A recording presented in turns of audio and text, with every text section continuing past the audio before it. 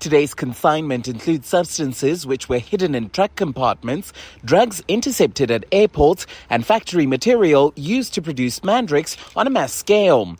Police Commissioner Fani Masemola says destroying the seized stock is part of the national strategy to cut supply and break the backs of gangs and criminal syndicates. We have mandrakes worth 285, cocaine to the value of 6 million. Each of these tells a story of criminal syndicates stopped in their tracks. Police have hailed the operation as a success, vowing to continue the work. Mongezi Koko, Eyewitness News. A 16-year-old boy is set to appear in the Athlone Magistrates Court today in connection with the attack on 3 members of Parliament. Chairperson of the Portfolio Committee on Police, Ian Cameron, and his colleagues Nicholas Gotzel and Lisa Schickling sustained injuries in an attempted hijacking in Philippi this week. They were returning from an oversight visit to the police training college in Philippi when they came under attack in their vehicle. A second suspect, also a teenager, is expected to appear in absentia as he remains in hospital. Cameron says the attack will not deter them from doing their work. What was scary about it is that they just kept on coming. Like they weren't like deterred in any way. So, 2, 3, 4 times, they just, as soon as we pushed back, they would just come back again. Definitely, they were very, very determined. Experts working with children say minors raised in gang-ravaged neighbourhoods display deep and complex behavioural challenges. The views come as Cape Town deals with the deaths of 30 people in mass shootings in the last 2 months. Police say the recent attacks are believed to be gang, taxi or extortion related. Kaylin Pretorius has more.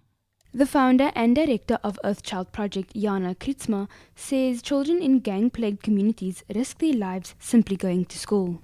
The Earthchild Project is an organization that works with youth exposed to gun and gang violence. They work predominantly in Lavender Hill and Khayelitsha. And for many of the children, even just walking to school is something that they have to navigate and plan for very carefully in order to be safe.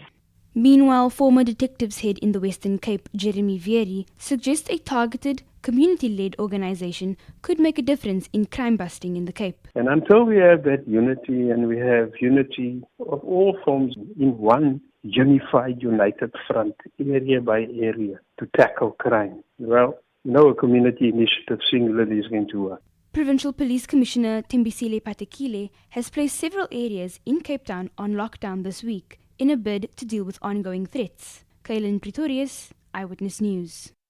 We'll shift our focus to this now. Search and recovery efforts for a missing pilot at Durban's beachfront are continuing today, a week after his light aircraft crashed into the ocean during an air show.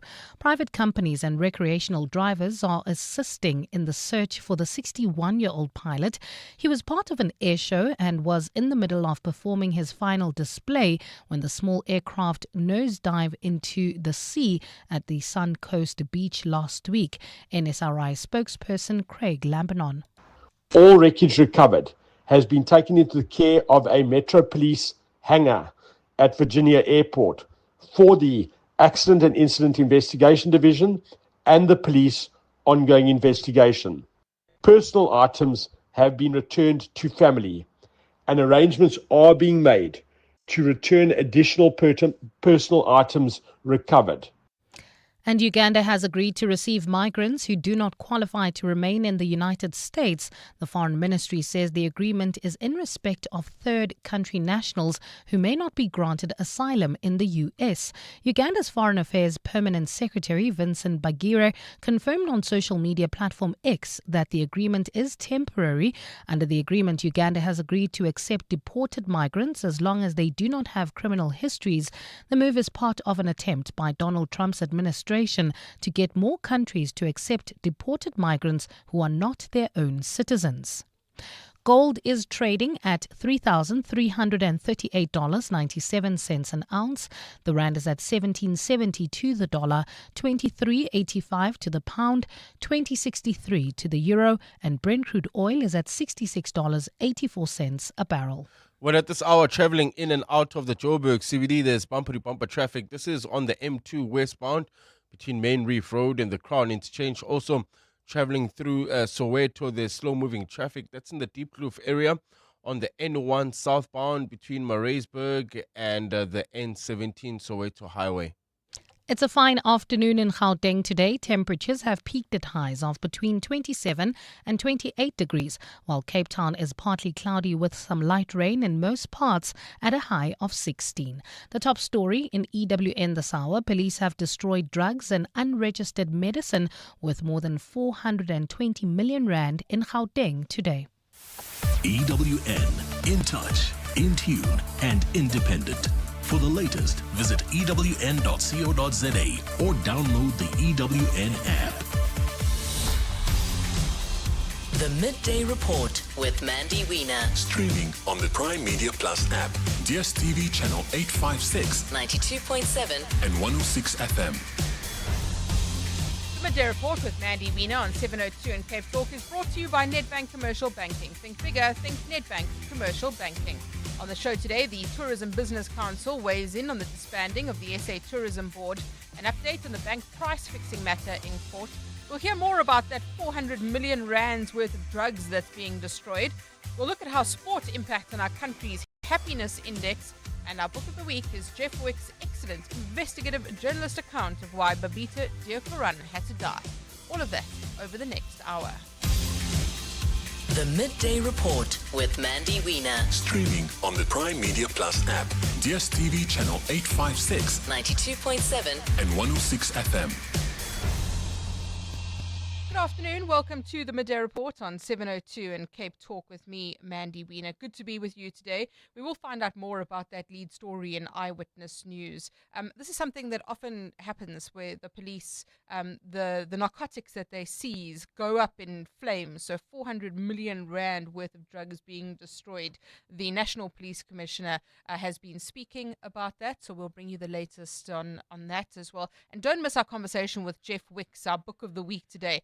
It's such a good book, really, and the work that Jeff has done to get to the bottom of why Babita Deokaran, the whistleblower, was shot dead, why she had to die. So don't miss that chat at about 12:45 today.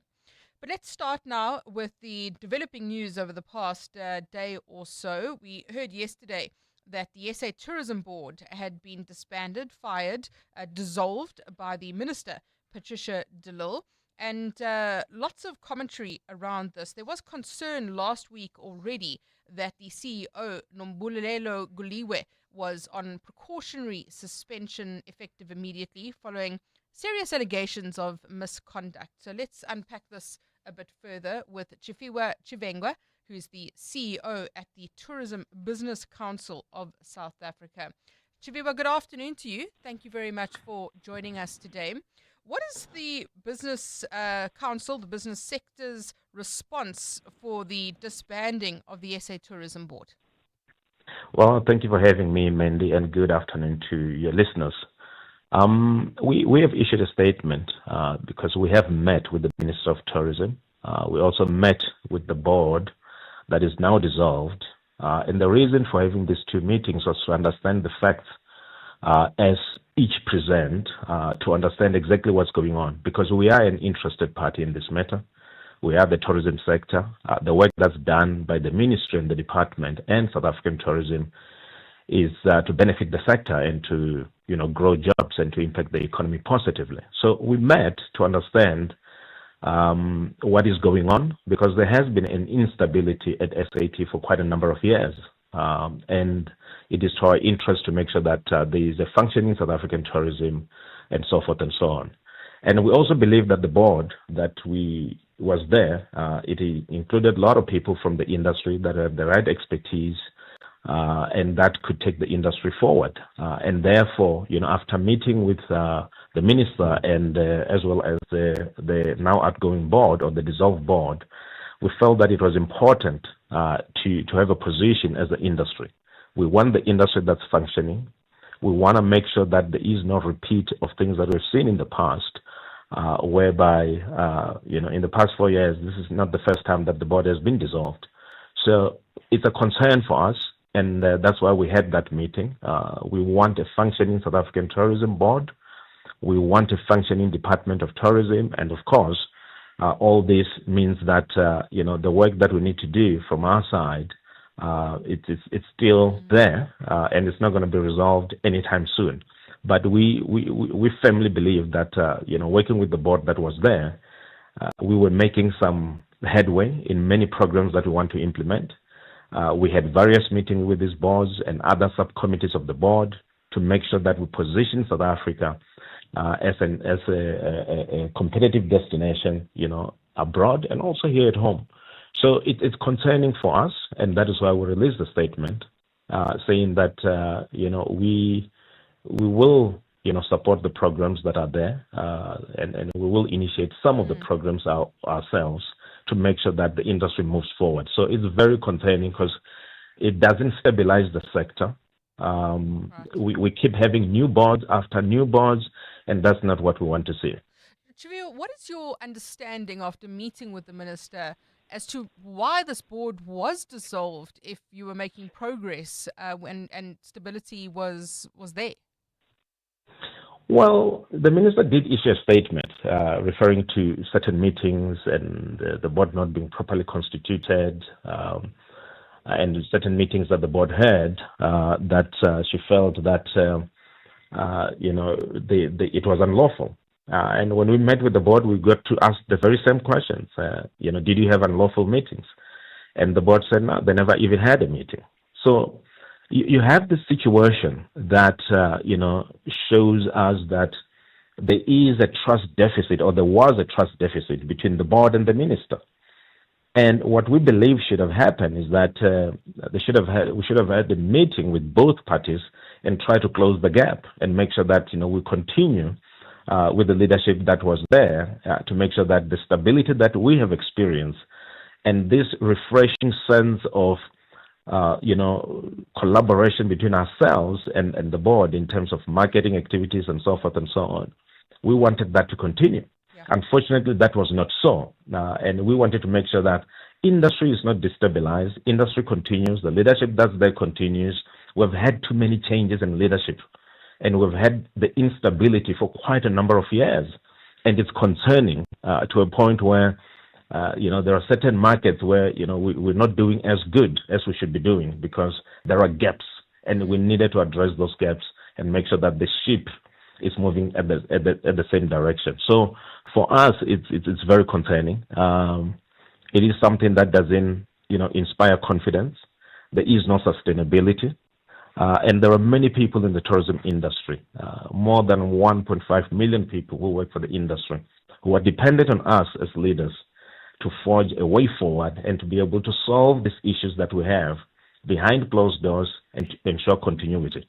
Tshwane, thank you very much. Tshwane Chivengwa, the CEO of the Tourism Business Council of South Africa, raising a concern there. And this instability, we need the tourism sector to thrive in this country. It's got to be well run. It has to be stable. It also has to follow corporate governance and all of that. But really raising a concern there about the fact that this board that seemed to be working, that had the right mix of expertise and leadership, has now been dissolved. The Midday Report with Mandy Wiener on 702 and Cape Talk is brought to you by Nedbank Commercial Banking. See money differently. 12:15 on the Midday Report. In Tshwane, the mayor, Dr. Nasipi Moya, is leading a multi-party coalition executive, giving a briefing about the City of Tshwane's Investment Summit, which is scheduled to take place on the 10th of September. Well, let's find out more about this with Nokukanya Mtambo, EWN reporter, who is there. Nokukanya, good afternoon to you. Tell us about what's been said there. Good afternoon, Mandy. So the mayor of Tshwane, Nasipi Moya, has really been spending the day taking a look at the city's assets, especially those that are underperforming, trying to find a way and forging a way as well with her executive of how to put those forward in order to make the capital and investment drive. If they're able to draw in capital into the city, they're able to hit the markets and the marks, rather, in terms of economic growth. They're looking at a 3.9% towards 2020. 2029. If they can get that in order, you have a city that creates jobs, you have revenue collection, and in turn you have service delivery to the residents. Mandy, I have the mayor with me now who will just speak to us about not just the summit that we're going into in September, but the broader plans of the city in terms of its turnaround strategy. Mayor, good afternoon. You're live on the Midday Report on 702 with Mandy Wiener.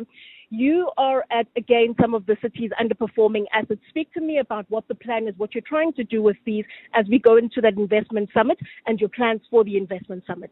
So firstly, we have adopted an economic revitalization strategy as the city. One of the 6 priorities was economic revitalization.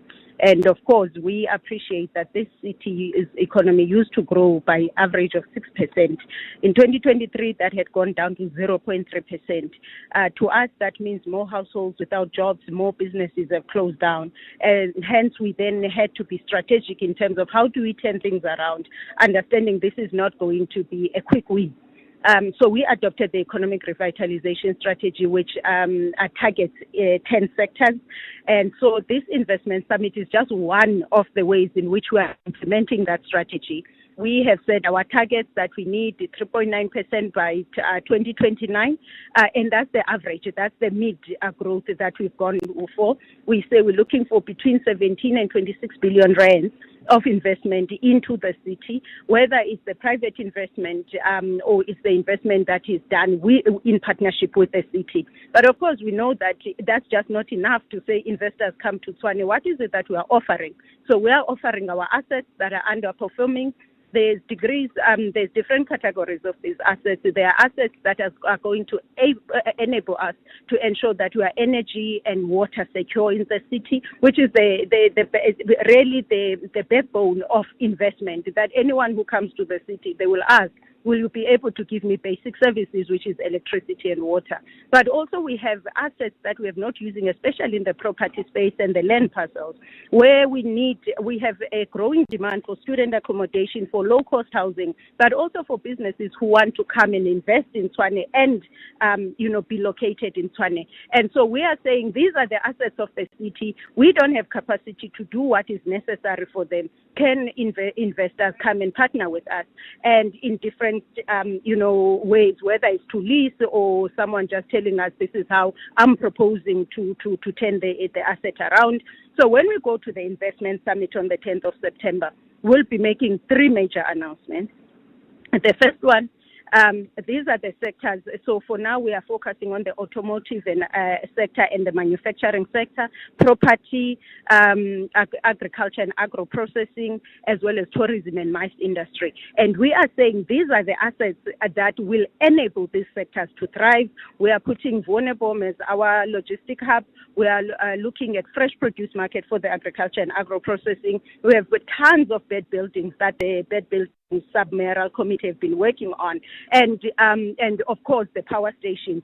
Everyone wants to know what is happening with these power stations. We just took a tour just to show the condition of the power station. So basically, that's what the investment summit is about. Mayor, you've just mentioned the fresh produce markets. That was in the news about a week ago, speaking about the judgment and the court order saying you need to get that in a row. It's obviously, its dilapidation wasn't under your administration, but you're now having to address that. Very briefly, Mayor, speak to me about the interventions and whether or not you're going to be able to make that 30-day deadline before they chuck you in jail. Yes, we will meet the deadline. I think the first sign of a good faith on our side is to comply with the court order. If we don't do that, the stakeholder, IMASA, who took us to court, will think we don't take them seriously. Firstly, yesterday we have received the report, which we're going to put it into an affidavit. We have met with IMASA already as the city. We have agreed in terms of what the court order means, so that whatever response is, it's responding to exactly our understanding of the shared understanding of the court order. We have also approved the fresh produce market bylaw. It was approved at the last council meeting. It's one of the bylaws or strategic documents that stakeholders like IMASA have been yearning for. So that has been approved. The third one is that we have approved now the fresh produce precinct plan. It went to the public years ago, and now we have brought it back. So those are the interventions that, in addition to just complying with the court order and submitting the information that is required, we have gone an extra mile because we have made a commitment to the agriculture and agro-processing sector that the fresh produce market will work. Perfect. Mandy, that is the Mayor of Tshwane, Dr. Nasipi Moya, just speaking to us about the plans going into that investment summit on the 10th of September. Her plans even further than that.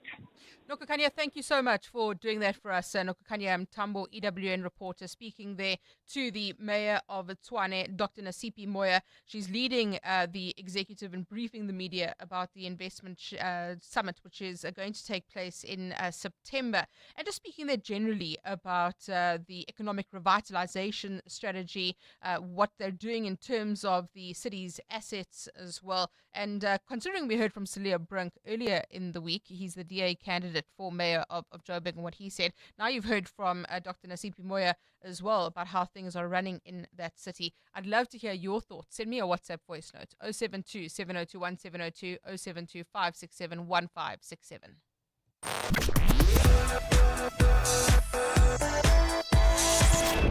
Real growth needs more than just banking, and Nedbank Commercial Banking is your growth partner. Their team of industry experts understand your business and its potential, offering insight to help you see opportunity where others see obstacles. Because when you can see what others don't, you can do what others can't.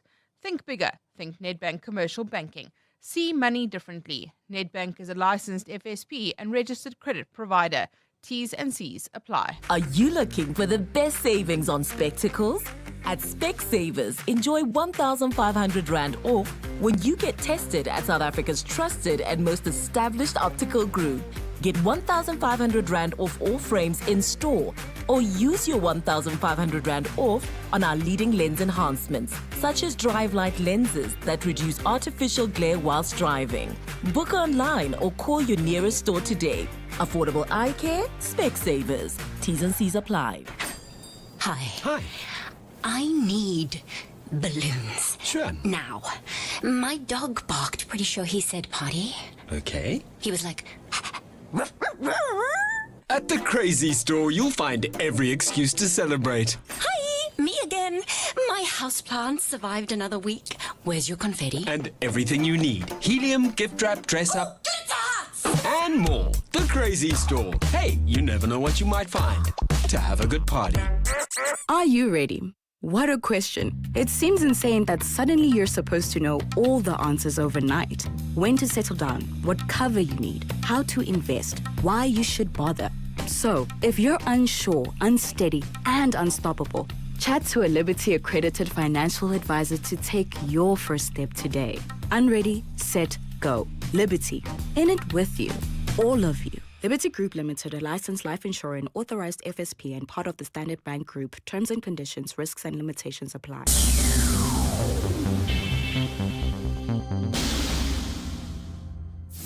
WhatsApp Mandy on 072 702 1702. Good afternoon, Mandy. It's good to hear the mayor of Tshwane this afternoon on the radio. This lady, she is really working to rebuild the city, to clean the city, to bring back the bylaws so that there's compliance. You know, she is there to serve the people. She is not carrying her PhD on the head to say, I'm a doctor, I'll only be in office. Wow, I think it's for the first time to see a mayor who's on the ground like her in Tshwane in all the years that I've been living in Tshwane. Thank you, Mandy. Bye. Hi, Mandy. Tabuyen Tshwane. You know, when you hear Nasipi Moya, the mayor of Tshwane, speaking and all the plans that she's got for Tshwane, man, it inspires confidence. I struggle how Silas Brank from the DA is going to unseat Nasipi Moya and watch. He pointed out, I think yesterday when you're interviewing him, that Nasipi Moya is not doing a good job there. I beg to differ. I don't think Silas Brank is not going to be able to come back as a mayor in Tshwane. Thanks. Bye-bye. Thanks for those WhatsApp voice notes. Yeah, I think it's going to be a showdown. A lot of focus is on Joburg and whether Helen Zille is going to run as Joburg mayor. I think Pretoria is going to be a real battleground. You've got Celia Brink, you've got Dr. Nasipi Moya, and I think really that's going to be the one to watch in the local government elections. 702, the Midday Report, Monday to Friday. 12 to 1 p.m. Build One South Africa is holding a press conference today to respond to some of the recent tensions within the Government of National Unity. Both are, of course, not in the GNU. The briefing led by the leader, Dr. Mmusi Maimane. Alpha Ramashwana, EWN reporter, there for us. Alpha, good afternoon to you. What has Mmusi Maimane had to say about the GNU, about the national dialogue, all of that? Good afternoon, Mandy. To start with the latter point, Mmusi Maimane, the leader of Build One South Africa, had a lot to say about the national dialogue and the politics around it. You would remember that South Africans were shocked when the Legacy Foundations announced that they would be pulling out of the National Dialogue's preparatory task team due to many reasons like insufficient funding and not enough time to prepare. And Mmusi Maimane says it seems that the national dialogue is being politicized, and when these sectors of society pull out of the dialogue, it might undermine what it seeks to achieve. He says that these dialogues, particularly the Thabo Mbeki Foundation, the Steve Biko Foundations, should consider coming back to the National Dialogue's preparatory task team to ensure that there is greater participation and broad participation in the national dialogue. And he questions why they were advocating for it for over 2 years. And at the very first inconvenience, they decide to pull out of the national dialogue. He also says that he's been discussing with the Minister of Finance about the cost of the national dialogue. You'd remember that initially they had told us that the dialogue would cost about 700 million rand. Mmusi Maimane says that in the Finance Minister's response, he says the cost has been reduced and it will now be just under 500 million rand, about 400 million rand will be spent now on the national dialogue and the many public engagements. Let's take a listen to what Mmusi Maimane had to say. This is a once-in-a-generation opportunity. We mess this national dialogue up, be assured we will not be able to hold another one. Therefore, it's within that context that we have to do everything possible to ensure that the process is not politicized, that it is not corrupted, and that ultimately it's important that the right people are in the room to have the dialogue. I hold the view that the CEO that works in Sandton must be able to have a discussion with the entrepreneur who comes from Alexandra, so as we forge a new pathway as a country for the next 31 years. He's also been speaking about potential negotiations with the GNU. We know that there were moves to reset the GNU. What's he had to say about that? Yeah, so for context, you'd remember that the ANC's National Executive Committee a few weeks ago resolved to invite opposition parties to the Government of National Unity to expand it and invite those who helped pass the national budget in Parliament. And Mmusi Maimane says they haven't had any discussions with the ANC as of yet about potentially joining the Government of National Unity. But he also says he doesn't think it would necessarily address the problems that are facing the structure. He says Build One South Africa doesn't want to be involved in the ANC and the DA's tussle within the Government of National Unity. You'd remember that many political parties have the view that the reason the ANC wants to invite other parties to the GNU is because it's not getting along with its with the second biggest party in the structure, and it doesn't want to be involved in that, and it doesn't believe that opening the Government of National Unity up for this reason is going to solve the current internal and structural issues in the GNU. Let's take a listen to what he has to say about that. I want to make this particular point, that at the invitation of that engagement, we are not people who simply say we go along for getting along's sake. South Africa is in crisis, so I'm not going to be invited into a fight between the ANC and the DA. In our engagement, we are going to engage on the basis of the following: that the composition cannot just bloat the cabinet, which has already been the most bloated cabinet we've seen in democratic history. That adding political parties like MK and many others will simply complicate the issue. Our thanks to Alpha Ramashwana, EWN reporter, who's at that press conference with Build One South Africa's Musi Maimane. 12:30, time for Eyewitness News headlines. Thanks, Mandy. Good afternoon. Some Soweto residents attending the G20 Summit Awareness Program today have accused government of only addressing long-standing issues for the upcoming summit and not for the benefit of South Africans. The Gauteng government is holding an engagement session in Diepkloof, Soweto today about the summit, which will host dignitaries from different countries. Officials say progress has been made to ensure that delegates find a pristine version of South Africa in November. Civil society movement, the Activists and Citizens Forum, is urging members of the criminal justice system to provide corruption-related information to the Madlanga Commission of Inquiry. Yesterday, the Judicial Commission of Inquiry into Corruption in the System announced it would commence with hearings on the 1st of September. The commission was established by the President in July, just days after KZN Police Commissioner Nhlanhla Mkhwanazi made public a series of explosive allegations of corruption and political interference. And in the courts, the man convicted of killing a woman outside the Wynberg Magistrates Court more than 2 years ago has been sentenced to life behind bars. Mandisi Mofu was found guilty of shooting Christine Gumira while she walked out of the court building in May of 2023. Mofu's co-conspirators, Lukhanyo Mene and Vuminkosi Vumani, have both been handed 15-year prison terms. Those are the headlines. This EWN and more at 1 or as it happens. EWN Sport. Good afternoon, I'm Tolagile Mganga. Adeslam Adu says a major burden has been lifted off his shoulders after Orlando Pirates claimed a 1-0 win over Stellenbosch in the Betway Premiership. Wadu had a rough start to his league tenure after surprise losses to Sekhukhune United and Marumo Gallants. That's in the Buccaneers' opening 2 games. I'm very happy about the commitment, the involvement, the concentration of the players. We could have scored maybe 2-3 more goals. The positive today, it was the clean sheet. Set pieces, I was happy about the strength of our team. But of course, I'm happy with my staff. I'm happy about all the department of the club. They are working well. They are doing a fantastic job. Peter Shalulile has moved level with Siyabonga Nomvete in the all-time PSL scoring charts after Mamelodi Sundowns beat Magesi 2-0. It was the Namibians' 129th PSL goal.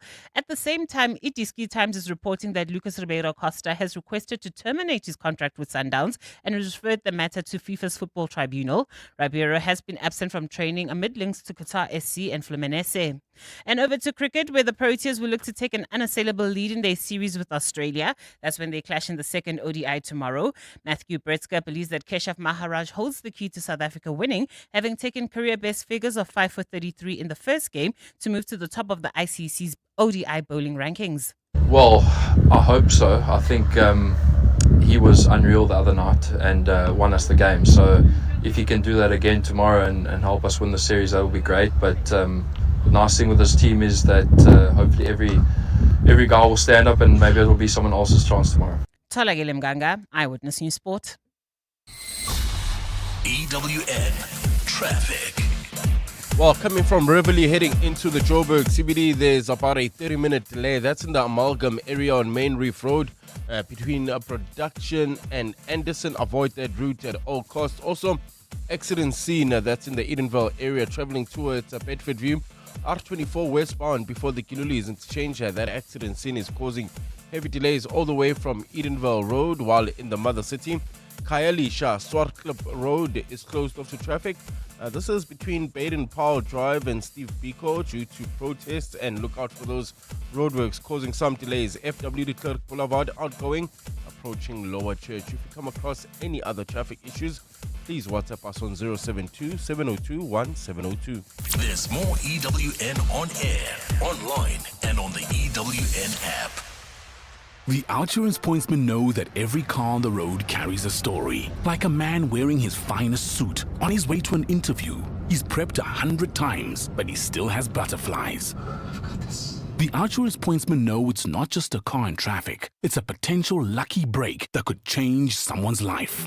Every story's different, and every story matters. That's why the Outsurance pointsmen have been doing what they do since 2005, in proud partnership with 702. Outsurance is a licensed insurer and FSP. As a business owner, would you rather deal with stacks of slips at the end of each day or have recons done instantly? Introducing Yoko Counter, the new all-in-one payments and points of sale system that removes the guesswork, the paperwork, and the time drain.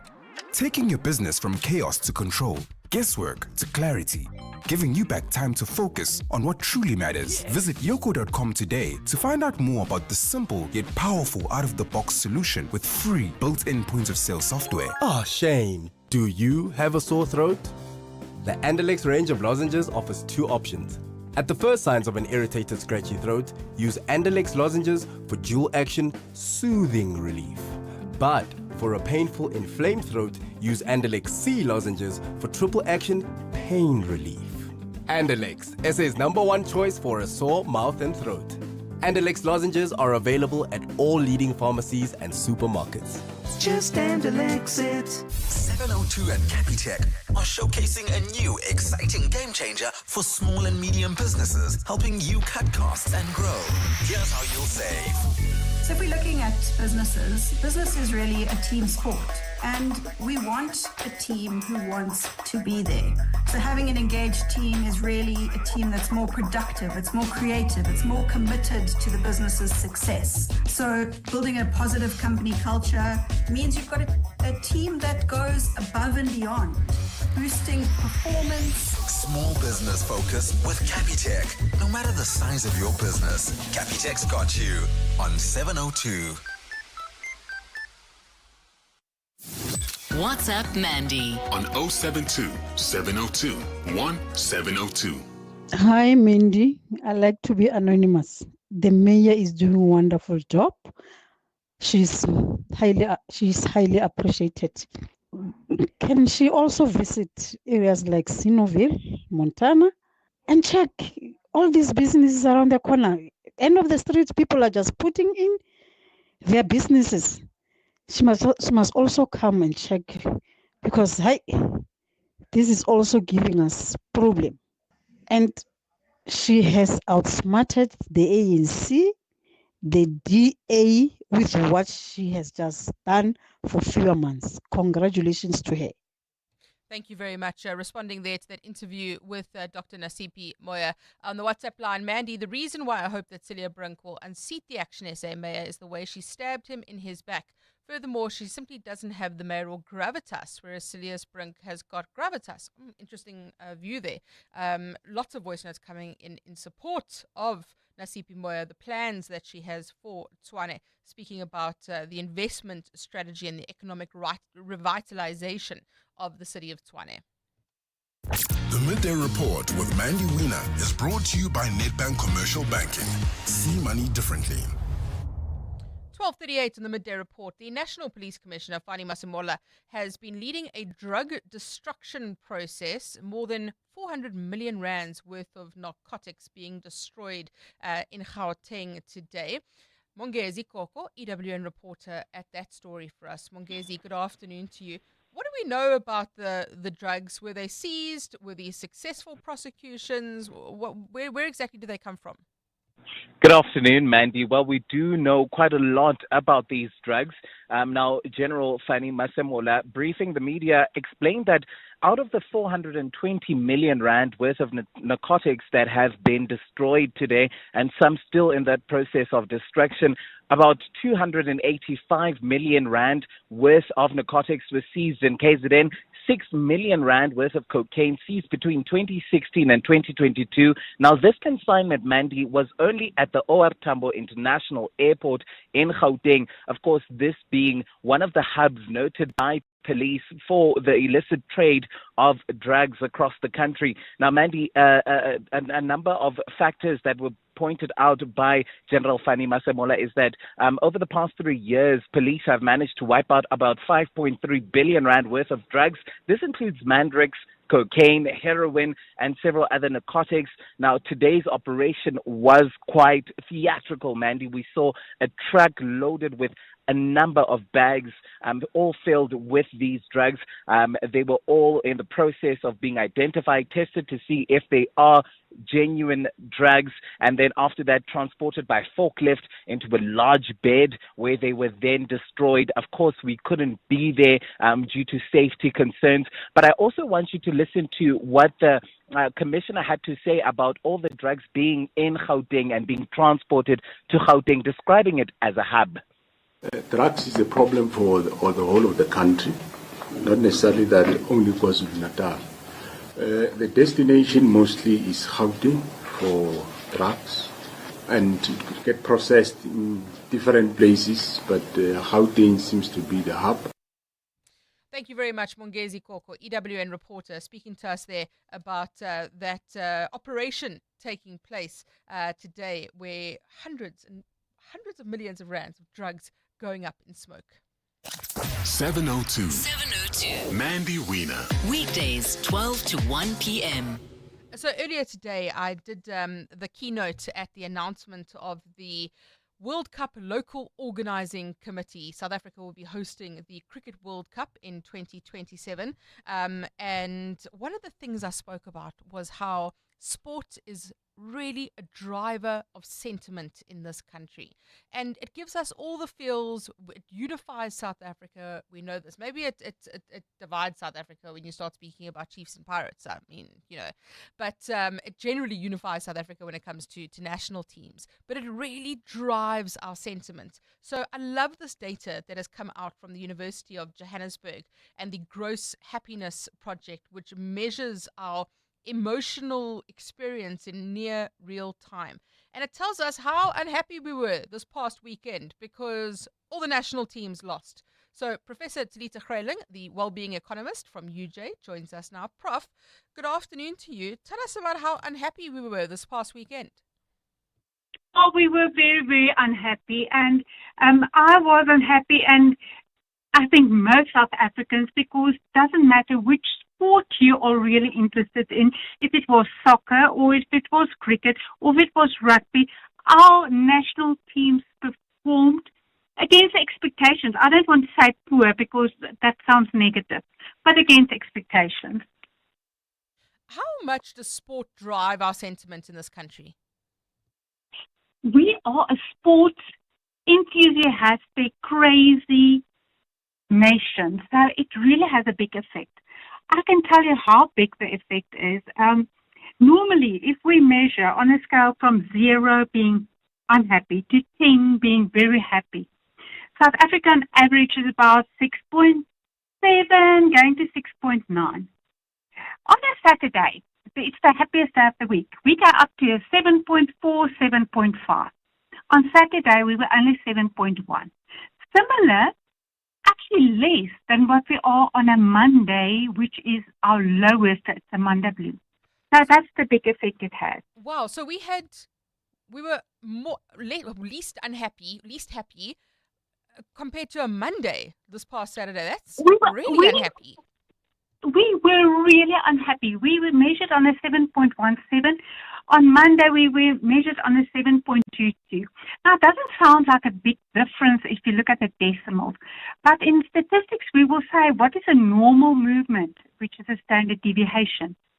It was almost 2 standard deviations below a normal Saturday. That's a big, big effect. And it was even lower than a Monday, about half a standard deviation. Fascinating. Prof, thank you so much. Love hearing your insights on this. Professor Tshwane Greyling, well-being economist at the University of Johannesburg, speaking to us about the wellness scale, the gross national happiness scale, and how unhappy we were this past Saturday because of the Proteas, the Springboks, Bafana, Drickus, everyone lost. Year in, year out, we're fixing tires faster than a Formula One pit crew. My team is on top of things like tire whisperers. If an unforeseen accident were to happen in my workshop, at least I've got My Way business insurance to keep the wheels turning. Visit myway.co.za or dial 0860 64 64 64 and get a quote today. My Way is a licensed non-life insurer and FSP. T's, C's and standard rates apply. My Way. Live your way. Dreaming of a tropical escape? World Leisure Holidays has your ticket to paradise with exclusive getaways to the Indian Ocean Islands.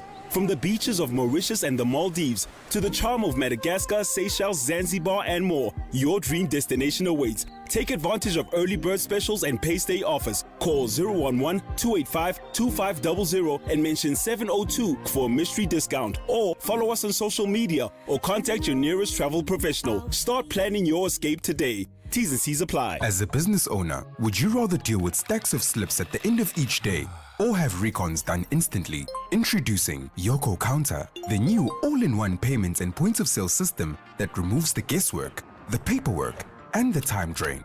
Taking your business from chaos to control, guesswork to clarity, giving you back time to focus on what truly matters. Visit yoko.com today to find out more about the simple yet powerful out-of-the-box solution with free built-in point of sale software. 702 and Capitec are showcasing a new exciting game changer for small and medium businesses, helping you cut costs and grow. Here's how you'll save. So if we're looking at business is really a team sport, and we want a team who wants to be there. So having an engaged team is really a team that's more productive, it's more creative, it's more committed to the business's success. So building a positive company culture means you've got a team that goes above and beyond, boosting performance. Small business focus with Capitec. No matter the size of your business, Capitec's got you on 702. 702 and Cape Talk. Book of the Week. It's a Thursday, and on a Thursday on the Midday Report, we speak to the author of a local non-fiction book. And this week is really special because Jeff Wicks is in studio. We speak to Jeff often on this show. He's a two-time winner of the Taco Caper Award, investigative journalist at News 24. And what Jeff has done in his latest book, The Shadow State, Why Babita Deokaran Had to Die. You know, I've said this on social media. I believe that we owe both Babita Deokaran and Jeff Wicks an enormous debt for how they have sacrificed themselves to really expose corruption in this country. If you don't know, in 2021, Babita Deokaran, who was a senior finance official at the Gauteng Health Department, was gunned down after dropping her teenage daughter at school. And Jeff has really picked up where Babita left off, and he has investigated, he has uncovered this audacious web of crooked officials, ANC politicians, extraction syndicates that have been siphoning away billions that were meant for patients in Gauteng's public hospitals. Jeff, that was a long intro, but you deserve it. You've been too gracious to me, Mandy, but thank you for having me, and it's so nice to sit across from you as opposed to being on the phone. So, Jeff, what was it about this story? I remember distinctly the day that Babita Deokaran was killed. I had just done a book on whistleblowers that came out the year before, so it was really chilling. But what was it that made you decide this was the story you were going to investigate? Well, it's two things really. So when she was murdered, we considered the manner in which she was killed. I mean, it was brutal. She was shot 12 times in what was clearly an orchestrated hit. In my mind, there was no way that this could have ever been a botched hijacking or some act of criminality that had gone awry. There was intent behind the attack on her. And then, of course, her position. You know, we know as investigative journalists that often the first officials to see the red flags in the ledgers are accountants and auditors and compliance officers.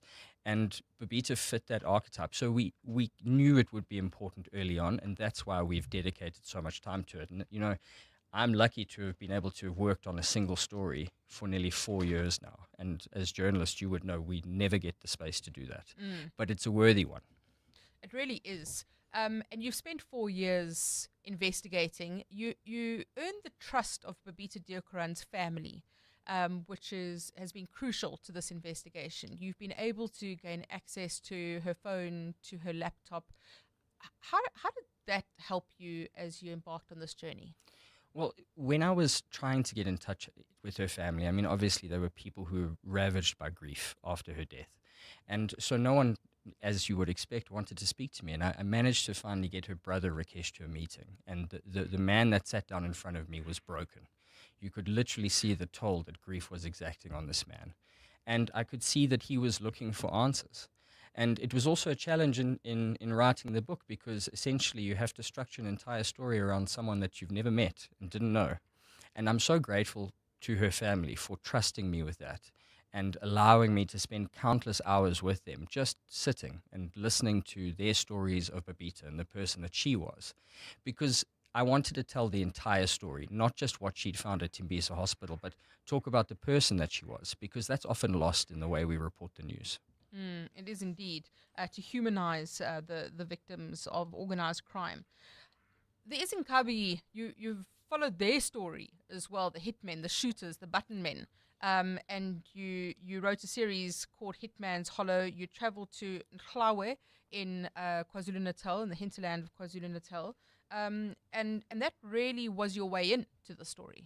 Absolutely. And I must say it was a complete Hail Mary journalistic escapade, because, we understood early on that there was clear motive behind her death, and we tried to answer the question as to why. And it was very difficult because, she was located in the Gauteng Department of Health, which, as all of us know, is a cesspit of corruption. And she was an upright person who had obviously made enemies. And the first touch point for us was looking at the men who had killed her and trying to understand what their connections were. And that just sort of confirmed our thesis that this was a hit, because these men, according to their social profiles and what we were able to find out from their village, were located in the minibus taxi industry. And that circumstantially confirmed, well, these are hitmen and not just a gang of 6 people that the cops have rounded up because they needed a success. And then you continue digging, and you discover this web of an organized crime syndicate, effectively. There are business people, there are politicians, there are all sorts of things involved here. All of this, and the question you are going to be answering 1,000 times over the next few weeks, all of this is very dangerous. How worried were you about whether you were at risk, whether your family was at risk, and why did you persevere? I mean, I speak about it extensively in the book. And I called it balancing the ledger, trying to understand as a journalist if this was a story that would be worth dying for. And when we found what Babita had been working on in the weeks before she passed, we knew that we would inherit that danger, because she had obviously been murdered to keep her report into dubious spending quiet, and now we were going to very publicly thrust it into open view. So we assumed that we would face the same danger. So this has been by far the most challenging assignment of my career, but I don't think, looking back, that I would do anything differently. At moments I was extremely conflicted, because it really forces you to confront the brevity of life and understand that, I also might be killed in my car. Every drive for me is one that's laced with a fair amount of paranoia. And I mean, that's not only because we knew what we were finding was going to place us in danger, but we live in a dangerous country. And I mean, the crime stats bear that out. It was really an internal wrestle. And for me, I'd made a promise to the Diocran family that I would follow this to the end, regardless of the danger. And I realized that this was actually bigger than me and bigger than Babita. I could have walked away, but if no one had published the story, the extraction networks that pulled 2.3 billion rand out of an impoverished state hospital in 2 years would still be feasting at that trough. Sure. It's incredible courage, and to be able to persist with that. Just to give you a sense of the kind of threat. So you write about bullets in the post box, and you speak about how early on a winter's morning in June 2022, a police officer, part of a protection detail assigned to guard Director General in the Presidency, Pendile Baleni, discovered an envelope in the post box at her home. Folded within the single crumpled sheet of paper was a single 5.56 caliber bullet, ammunition for assault rifles. Both the note and the bullet were intended to send a message. And that's what we're seeing in this book. We're seeing how, I always say, when the underworld spills over to the overworld, how you are able to threaten and able to solve problems through the barrel of a gun. That's when you've got problems.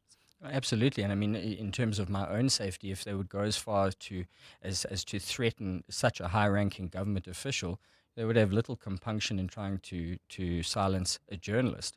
But I think in telling this story through News 24, it gave me a fair amount of cover, because we made this thing so loud that if anyone acted against me, it would be fairly obvious from whence it came. That doesn't take away all your fear.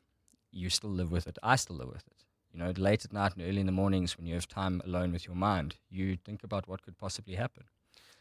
You speak about how when you were handed Babita's cell phone and laptop, you had the slim hope that you might be able to get some sense of justice for her and for those she left behind.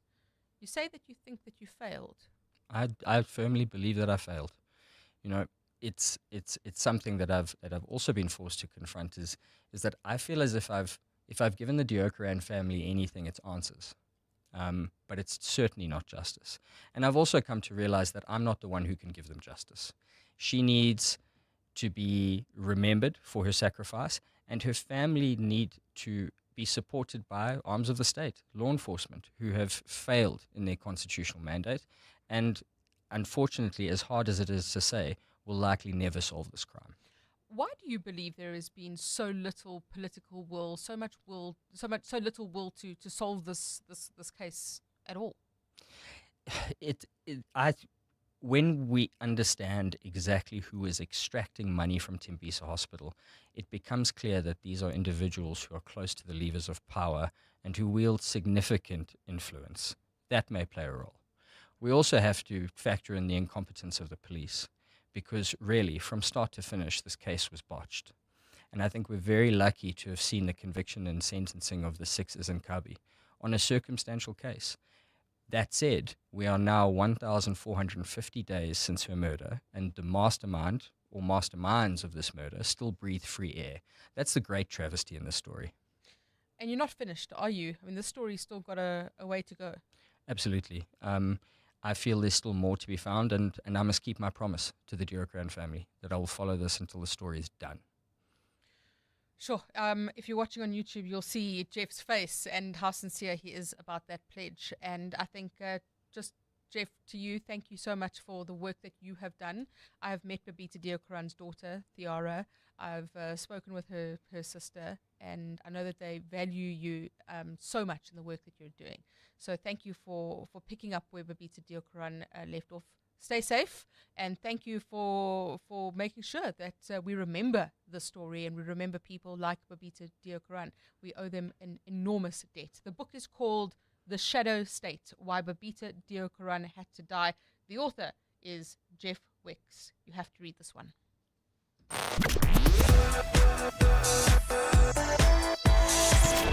Real growth needs more than just banking, and Nedbank Commercial Banking is your growth partner. Their team of industry experts understand your business and its potential, offering insight to help you see opportunity where others see obstacles. Because when you can see what others don't, you can do what others can't. Think bigger. Think Nedbank Commercial Banking. See money differently. Nedbank is a licensed FSP and registered credit provider. T's and C's apply. Let's rewind 6 years, when Twitter was still Twitter, not a letter of the alphabet. TikTok was simply the sound your clock made. And Zoom just meant enlarging a picture. So it makes you wonder, what will the next 6 years bring? Hino trucks now come standard with a 6-year drivetrain warranty, covering everything from pistons to gears. So although a lot can change in 6 years, our warranty promise won't. T's and C's apply. Hino, all the way. The Outsurance pointsmen know that every car on the road carries a story. There's a car on the way to the hospital, carrying an elderly couple, playfully bantering about who their first grandchild will look like. Not your business. The Outsurance pointsmen know it's not just a car in traffic. It's bringing 2 generations together. Every story is different, and every story matters. That's why the Outsurance pointsmen have been doing what they do since 2005, in proud partnership with 702. Outsurance is a licensed insurer and FSP. The Festival of Motoring, powered by Westbank, brings the spirit of Ubuntu to the Kyalami Grand Prix circuit from the 29th to the 31st of August. Experience thrilling track drives, 4x4 adventures, drifting, supercar hot laps, and F1 demos. Get your tickets on Howler and use the promo code RADIO for a special discount. The Festival of Motoring, the power of new.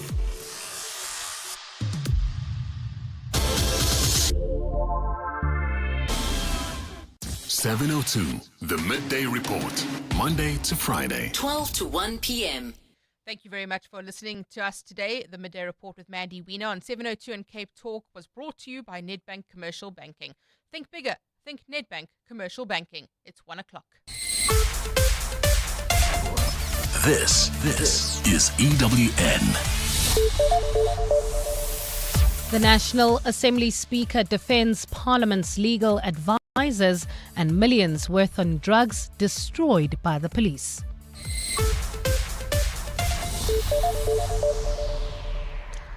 Good afternoon, I'm Bali Lamini. National Assembly Speaker Togo Didiza has come to the defense of Parliament.